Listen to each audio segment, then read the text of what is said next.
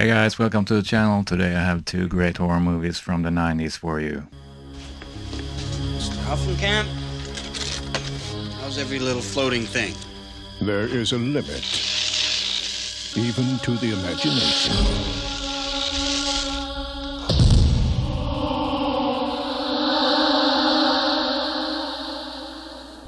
And the first movie is Brain Dead from 1990 with a great cast starring Bill Pullman, Bill Paxton, Nicholas Pryor, and George Kennedy.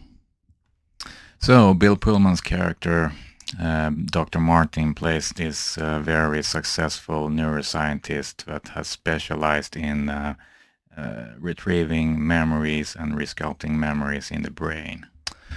Okay, so Bill Pullman's character, Dr. Martin, he works for this big corporation called the Unis Corporation. And they specialize in cutting-edge technology and science relating to the brain and memories especially. And Bill Paxton plays this higher up in the company Unis Corporation, and he is kind of a boss over Dr. Martin, Bill Pullman's character. And the Unis Corporation has a vision, the shareholders of the company has a vision that they want nationwide clinics where people can just go in and have their memory erased or bad experience erased in their brain. The new you from Eunice. And Bill Paxton's character also pressures Dr. Martin into operating on a former employee of the Unis Corporation that is now institutionalized in a mental institution because they want to retrieve some cutting-edge technology that he has in his brain. And this person, the former employee, he got institutionalized there because he was accused of murder, and he denies the murders of his whole family. So Bill Pullman's character, Dr. Martin, doesn't want to operate on this mental patient because he thinks it's too unsafe and too dangerous, and he also is against this vision that the Unis Corporation has of opening clinics where you can just go in and erase memories. So he is really in a bad position in his workplace, and one day he goes out to go home, and he gets run over by a car. And this is where the weird things and the fun things begin in this movie, because this movie becomes a total mind warp, and you don't know what is true and what is not true after this moment where he got run over by the car. You don't know if he's dead, you don't know if he's in a coma, or if it's just a dream. So you just have to follow along with different kind of events. And it's really mind-warping because one event becomes something else, and then it goes back to something what happened before.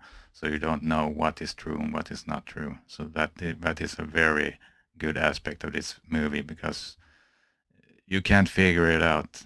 I have a hard time figuring it out even after I watched this movie. So if you like horror movies with mind puzzles and mysteries, this is the movie for you. So this is a great movie. There's a great cast. I can really recommend this movie for you.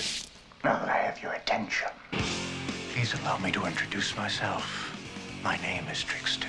What was that film you were watching? Death, death, death. Death, death, death. Part 2. Oh, Lord. Brainscan. I can't wait to see what you do next. Okay, the second movie, Brainscan from 1994, starring Edward Furlong and Frank Langella. So Edward Furlong plays this teenager that is kind of obsessed by horror movies and horror-related stuff, and he has a buddy that is the same, and they have started a horror club in school, and so all of their lives are about horror-related stuff. Okay, so one day when Edward Furlong's character and his buddy is talking on the phone, his buddy convinces Edward Furlong to order this horror game from a Fangoria magazine called Brainscan. So he starts playing this interactive horror game, and he is the character in the game, and he has to play a serial killer, and he has to perform a murder in the game. And this interactive horror game feels so real for him, and he just feels like he has been in a dream or something like that when he has played the game and performed the murder in the game. And the day after, he hears on the news that this murder that he performed in the game, it has happened in real life. And of course he freaks out, and he throws away this game disc, and he tries to go back to his life. But the game disc won't be destroyed, and out of the TV comes this kind of a demon that calls himself the Trickster. And this demon is pressuring Edward Furlong's character to continue playing this horror game because he needs to continue to play to delete any probable evidence that he may have left behind in the scene of the first murder. So Edward Furlong goes along and continues to play this game.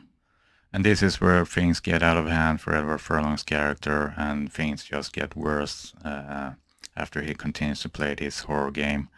And this trickster demon is not his friend, if I put it like that. I'm not going to spoil anything. And he has a police detective played by Frank Langella on his tail too, because he's solving the first serial killer murder, and clues just keep on piling up. It wasn't supposed to be real! Real, unreal, what's the difference? So this is a great supernatural horror movie. If you haven't seen it, I can really recommend it. Edward Furlong and Frank Langella plays their roles very good, and this is a great horror movie. Okay, this is all I had for you today. If you have seen these movies, I would really like to know what you thought about them in the comments. Please like and subscribe, and I will see you in my next video. And as always, stay gold. Good boy.